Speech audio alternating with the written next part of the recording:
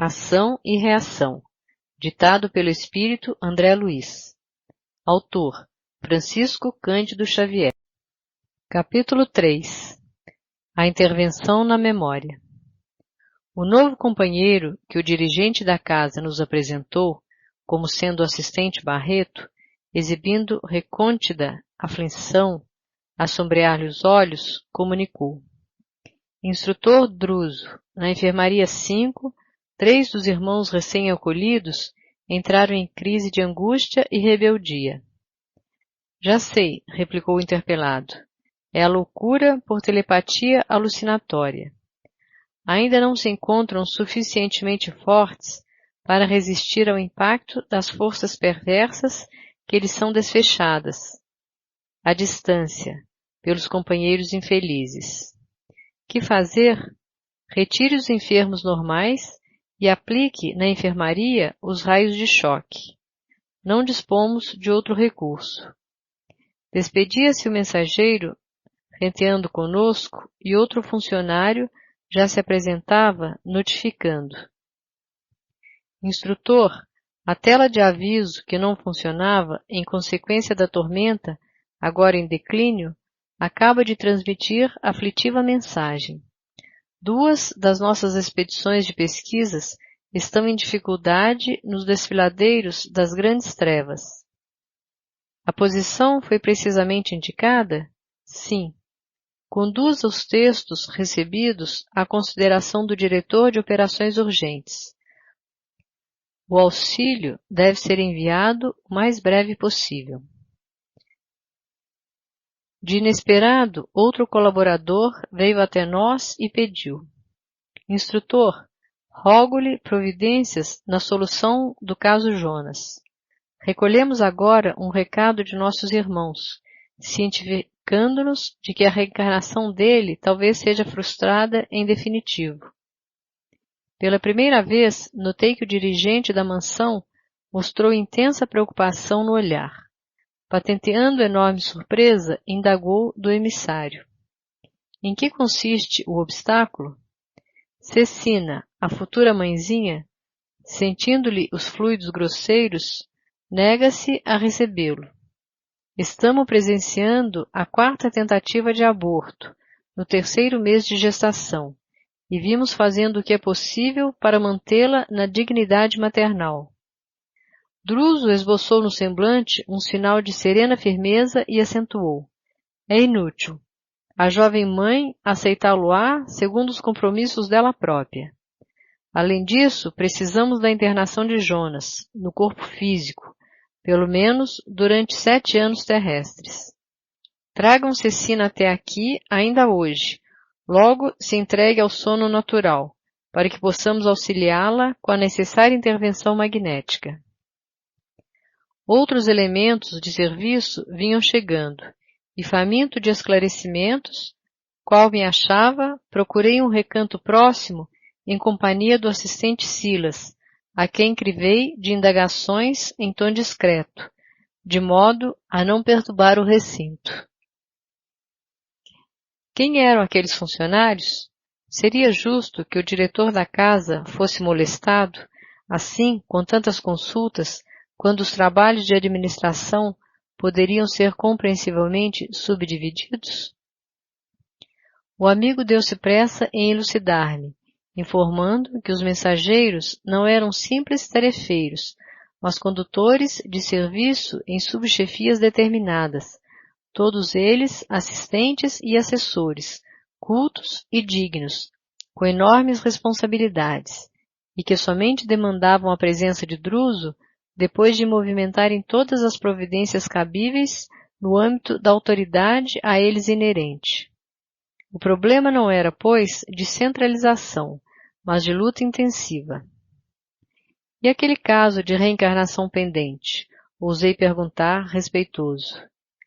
A casa podia opinar com segurança na solução de semelhante assunto? O interpelado sorriu, benevolente, e respondeu. Para que me faça compreendido, convém esclarecer que, se existem reencarnações ligadas aos planos superiores, temos aquelas que se enraizam diretamente nos planos inferiores. Se a penitenciária vigora entre os homens, em função da criminalidade corrente no mundo, o inferno existe na espiritualidade, em função da culpa nas consciências. E assim como já podemos contar na esfera carnal com uma justiça sinceramente interessada em auxiliar os delinquentes na recuperação através do livramento condicional e das prisões-escolas, organizadas pelas próprias autoridades que dirigem os tribunais humanos em nome das leis. Aqui também os representantes do amor divino podem mobilizar recursos de misericórdia, beneficiando espíritos devedores, desde que se mostrem dignos do socorro que lhes abrevia o resgate e a regeneração. Quer dizer, exclamei, que em boa lógica terrena, e utilizando-me de uma linguagem de que usaria um homem na experiência física, há reencarnações em perfeita conexão com os planos infernais? Sim, como não? Valem como preciosas oportunidades de libertação dos círculos tenebrosos. E como tais renascimentos na carne não possuem senão características de trabalho expiatório, em muitas ocasiões são empreendimentos planejados e executados daqui mesmo, por benfeitores credenciados para agir e ajudar em nome do Senhor. E nesses casos, aduzi, o instrutor Druso dispõe da necessária delegação de competência para resolver os problemas dessa espécie? Nosso dirigente, falou o amigo prestimoso, como é razoável, não goza de faculdades ilimitadas e esta instituição é suficientemente ampla para absorver-lhes os maiores cuidados. Entretanto, nos processos reencarnatórios, funciona como autoridade intermediária. De que modo? 2 vezes por semana reunimos-nos no cenáculo da mansão e os mensageiros da luz, por instrumentos adequados, deliberam quanto ao assunto, apreciando os processos que a nossa casa lhes apresenta. Nota de rodapé. Templo íntimo da instituição. Nota do autor espiritual. Fim de nota de rodapé. Mensageiros da luz? Sim, são prepostos das inteligências angélicas que não perdem de vista as plagas infernais, porque ainda que os gênios da sombra não o admitam, as forças do céu velam pelo inferno que, a rigor, existe para controlar o trabalho regenerativo na terra. E sorrindo, assim como o doente exige remédio, reclamamos a purgação espiritual a fim de que nos habilitemos para a vida nas esferas superiores. O inferno para a alma que o erigiu em si mesma é aquilo que a forja constitui para o metal. Ali ele se apura e se modela convenientemente. O companheiro ia continuar, mas estranho ruído nos tomou a atenção, ao mesmo tempo que um emissário varou uma das portas, situada rente a nós, e abeirando-se de Druso, anunciou: Instrutor, depois de amainada a tormenta, voltou o assalto dos raios desintegrantes. O orientador esboçou um gesto de preocupação e recomendou: liguem as baterias de exaustão. Observaremos a defensiva, instalados na agulha de vigilância. Em seguida, convidou-nos a acompanhá-lo. Silas, Hilário e eu seguimo-lo sem hesitar. Atravessamos vastíssimos corredores e largos salões, em sentido ascendente, até que começamos a subir de maneira direta. O local conhecido por agulha de vigilância era uma torre, provida de escadaria helicoidal, algumas dezenas de metros acima do grande e complicado edifício. No topo descansamos em pequeno gabinete, em cujo recinto interessantes aparelhos nos facultaram a contemplação da paisagem exterior. Assemelhavam-se a telescópios diminutos, que funcionavam como lançadores de raios que eliminavam o nevoeiro, permitindo-nos exata noção do ambiente constrangedor que nos cercava, povoado de criaturas agressivas e exóticas, que fugiam espavoridas ante vasto grupo de entidades que manobravam curiosas máquinas à guisa de canhonetes. Estaremos assediados por um exército atacante? Perguntei, intrigado. Isso mesmo, confirmou Druso calmamente. Esses ataques, porém, são comuns. Com semelhante invasão, pretendem nossos irmãos infelizes deslocar nossa casa e levar-nos à inércia, a fim de senhorearem a região. E aquelas equipagens, que vêm a ser? Enunciou meu companheiro, assombrado. Podemos defini-las como canhões de bombardeio eletrônico, informou o orientador. As descargas sobre nós são cuidadosamente estudadas, a fim de que nos atinjam sem erro na velocidade de arremesso. E se nos alcançassem? Perguntou meu colega. De certo, provocariam aqui fenômenos de desintegração, suscetíveis de conduzir-nos à ruína total, sem nos referirmos às perpetuações que estabeleceriam em nossos irmãos doentes, ainda incapazes de qualquer esforço para a emigração, porque os raios desfechados contra nós contêm princípios de flagelação, que provocam as piores crises de pavor e loucura. Não longe de nós, ruído soturno vibrava na atmosfera. Tínhamos a impressão de que milhares de projéteis invisíveis cortavam o ar, violentamente, sibilando a reduzida distância e acabando em estalidos secos a nos infundirem pavorosa impressão. Talvez porque Hilário e eu demonstrássemos insofreável espanto, Druso ponderou paternal. Estejamos tranquilos, nossas barreiras de exaustão funcionam com eficiência. E designou-nos a olhar assustadiço longa muralha, constituída por milhares de hastes metálicas, cercando a cidadela em toda a extensão, qual se fosse larga série de para-raios, habilmente dispostos.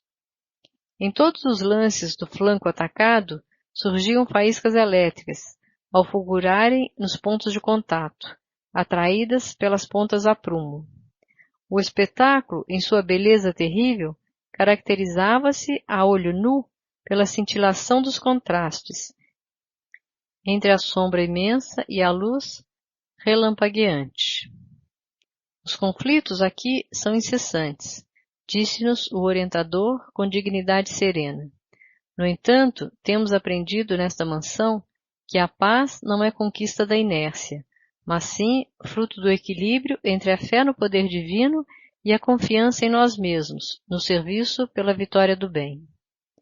Nesse instante, porém, um servidor da casa penetrou no recinto e disse: Instrutor Druso, conforme as recomendações havidas, o doente recolhido na noite passada foi instalado no gabinete de socorro magnético, aguardando-lhe a intervenção.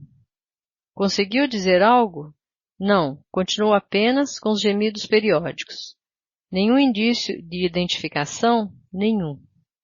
O mentor infatigável convidou-nos a segui-lo, explicando que a operação em perspectiva poderia oferecer importantes elementos de estudo ao trabalho que nos propunhamos a realizar. A breve trecho de tempo, vimos-nos os quatro numa sala de regulares proporções, que primava pela simplicidade e pelo azul repousante. Em mesa desmontável, um homem disforme estirava-se em decúbito dorsal, respirando apenas. Para referir-nos com franqueza à criatura sob nossos olhos, cabe-nos afirmar que o aspecto do infeliz chegava a ser repelente, apesar dos cuidados de que já fora objeto. Parecia sofrer inqualificável hipertrofia, mostrando braços e pernas enormes. Entretanto, onde o aumento volumétrico do instrumento perispíritico se fazia mais desagradável, era justamente na máscara fisionômica, em que todos os traços se confundiam, qual se estivéssemos à frente de uma esfera estranha, à guisa de cabeça. Seria um homem desencarnado em algum atropelamento terrestre, aguardando ali o imediato alívio que se deve aos acidentados comuns? Druso sentiu-nos a pergunta silenciosa e explicou. Trata-se de um companheiro dificilmente identificável, trazido até aqui por uma de nossas expedições socorristas. Mas terá sido recentemente liberto do mundo físico? Indagou meu colega, tanto quanto eu, dolorosamente impressionado. Por enquanto, não sabemos, elucidou o orientador. É uma dessas pobres almas que terá deixado o círculo carnal sob o império de terrível obsessão, tão terrível que não terá podido recolher o amparo espiritual das caridosas legiões que operam nos túmulos. Indubitavelmente, largou o corpo denso sob absoluta subjugação mental, caindo em problemas angustiantes. Mas, por que semelhante calamidade? Inquiriu Hilário, empolgado de assombro. Meu amigo, replicou Druso, benevolente, não será mais justo sondar os motivos pelos quais nos decidimos a contrair débitos assim tão escabrosos? E, modificando o tom de voz, que se fez algo triste e comovedor, aconselhou. As regiões infernais estão superlotadas do sofrimento que nós mesmos criamos. Precisamos equilibrar a coragem e a compaixão no mesmo nível, para atender com segurança aos nossos compromissos nestes lugares. Fitei o irmão desventurado que se mantinha em funda prostração, qual enfermo em estado de coma, e considerando os imperativos de nosso aprendizado, indaguei. Poderemos conhecer a razão da surpreendente deformidade sob nosso exame? O orientador percebeu a essência construtiva de minha perquirição e respondeu. O fenômeno, todo ele, é de natureza espiritual. Recorda-se você de que a dor no veículo físico é um acontecimento real no encéfalo, mas puramente imaginário no órgão que supõe experimentá-la? A mente, através das células cerebrais, registra a desarmonia corpórea, constrangendo a urdidura orgânica ao serviço, por vezes torturado e difícil, do reajuste. Aqui, também, o aspecto anormal, até monstruoso, resulta dos desequilíbrios dominantes da mente que, viciada por certas impressões ou vulcanizada pelo sofrimento, perde temporariamente o governo da forma, permitindo que os delicados tecidos do corpo perispíritico se perturbem, tumultuados, em condições anormais. Em tal situação, a alma pode cair sob o cativeiro de inteligências perversas e daí procedem as ocorrências deploráveis pelas quais se despenha em trajetória animalização por efeito hipnótico. Notei, contudo, que o instrutor, compadecido, não desejava alongar entendimentos que se não reportassem ao socorro devido ao infortunado e calei-me. Druso inclinou-se sobre ele com a ternura de alguém que auscultasse um irmão muito amado e anunciou: procuremos ouvi-lo. Incapaz de conter o assombro que me empolgava, inquiri: ele dorme? O mentor fez um gesto afirmativo, notificando: nosso desventurado amigo encontra-se sob terrível hipnose. Inegavelmente foi conduzido a essa posição por adversários temíveis, que, de certo, para torturá-lo, fixaram-lhe a mente em alguma penosa recordação. Mas, insisti, emocionado, semelhante martírio poderia sobrevir sem razão justa? Meu amigo, falou o orientador expressivamente, com exceção do caminho glorioso das grandes almas, que elegem no sacrifício próprio o apostolado de amor com que ajudam os companheiros da humanidade, não se ergue o espinheiro do sofrimento sem as raízes da culpa. Para atingir a miserabilidade em que se encontra, nosso irmão terá acumulado débitos sobremaneira escabrosos. Em seguida, contrariando-nos qualquer propósito de divagação, acentuou: desintegremos as forças magnéticas que lhe constringem os centros vitais e ajudemo-lhe a memória para que se liberte e fale. E talvez porque o meu olhar lhe endereçasse mudo apelo, A esclarecimento mais amplo, acrescentou: não seria lícito agir à base de hipóteses. É indispensável ouvir os delinquentes e as vítimas, a fim de que, através das informações deles mesmos, saibamos por onde começar a obra de auxílio. Procurei sopitar inquirições extemporâneas e entreguei-me à expectativa. Logo após, o assistente, Hilário e eu, de maneira instintiva, estabelecemos uma corrente de oração, sem prévia consulta, e nossas forças reunidas como que fortaleciam o instrutor, que, demonstrando fisionomia calma e otimista, passou a operar, magneticamente, aplicando passes dispersivos no companheiro em prostração. O enfermo reagiu com movimentação gradativa, qual se acordasse de longo sono. Decorridos alguns minutos, o orientador pousou a destra sobre a cabeça disforme, como se lhe chamasse a memória ao necessário despertamento. Logo em seguida, o desventurado começou a gemer, revelando o pavor de quem suspira por desvencilhar-se de um pesadelo. Por que Druso interrompesse a operação, detendo-o nesse estado, Hilário indagou, aflito. Deverá permanecer então, assim, à beira da vigília, sem reapossar-se de si mesmo? Não lhe convém o imediato retorno à realidade, esclareceu o mentor amigo. Poderia sofrer deplorável crise de loucura, com graves consequências. Conversará conosco, assim qual se vê, com a mente enovelada à ideia fixa que lhe encarcera os pensamentos no mesmo círculo vicioso, a fim de que lhe venhamos a conhecer o problema crucial, sem qualquer distorção. A palavra do orientador denotava grande experiência na psicologia dos espíritos vitimados nas trevas. Depois de nova intervenção do mentor sobre a glote, o infeliz descerrou as pálpebras e, mostrando os olhos esgazeados, começou a bramir. Socorro, socorro, sou culpado, culpado, não posso mais, perdão, perdão. Dirigindo-se a Druso e tomando-o de certo por magistrado, exclamou: Senhor juiz, até que enfim posso falar, deixe-me falar.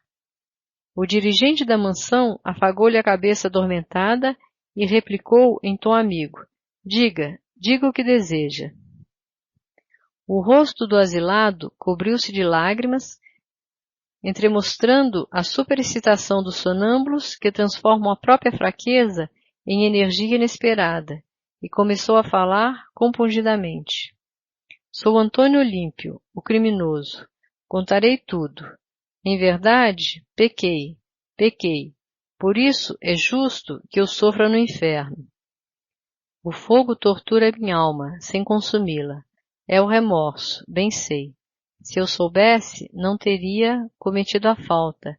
Entretanto, não pude resistir à ambição. Depois da morte de meu pai, vi-me obrigado a partilhar nossa grande fazenda com meus 2 irmãos mais novos, Clarindo e Leonel. Trazia, porém, a cabeça, dominada de planos. Pretendia converter a propriedade que eu administrava em larga fonte de renda, contudo, a partilha me estorvava. Notei que os manos tinham ideias diferentes das minhas, e comecei a maquinar o projeto que acabei executando. Uma crise de soluços embargou-lhe a voz, mas Druso, amparando magneticamente, insistiu. Continue. Admiti, continuou o enfermo com acento mais firme, que somente poderia ser feliz aniquilando meus irmãos, e quando o inventário estava prestes a decidir-se, convidei-os a passear comigo, de barco, inspecionando o grande lago de nosso sítio. Antes, porém, dei-lhes a beber um licor entorpecente. Calculei o tempo que a droga reclamaria para um efeito seguro, e quando a nossa conversação ia acesa, percebendo-lhes os sinais de fadiga, num gesto deliberado, desequilibrei a embarcação, em conhecido trecho, onde as águas eram mais fundas. Ah, que calamidade inesquecível! Ainda agora escuto-lhes os brados arrepiantes de horror, implorando socorro. mas de nervos dormentes, há breves minutos, encontraram a morte. Nadei de consciência pesada, mas firme em meus aloucados propósitos, abordando a praia e clamando por auxílio. Com atitudes estudadas, pintei um imaginário acidente. Foi assim que me apossei da fazenda inteira, legando-a mais tarde a Luís, o meu filho único. Fui um homem rico e tido por honesto. O dinheiro granjeou-me considerações sociais e privilégios públicos, que a política distribui com todos aqueles que se fazem vencedores no mundo, pela sagacidade e pela inteligência. De quando em quando recordava meu crime, nuvem constante a sombrear-me a consciência, mas, em companhia de Alzira, a esposa inovidável, procurava distrações e passeios que me tomassem a atenção. Nunca pude ser feliz. Quando meu filho se fez jovem, minha mulher adoeceu gravemente, e da febre que a devorou por muitas semanas, passou à loucura, com a qual se afogou no lago, numa noite de horror. Viúvo, perguntava a mim mesmo se não estava sendo joguete do fantasma de minhas vítimas. Entretanto, temia todas as referências em torno da morte, e busquei simplesmente gozar a fortuna que era bem minha. O infeliz entregou-se a larga pausa de repouso, diante de nossa expectativa, continuando logo após. Ai de mim, porém, tão logo cerrei os olhos físicos diante do sepulcro, não me valeram as preces pagas, porque meus irmãos, que eu supunha mortos, se fizeram visíveis à minha frente.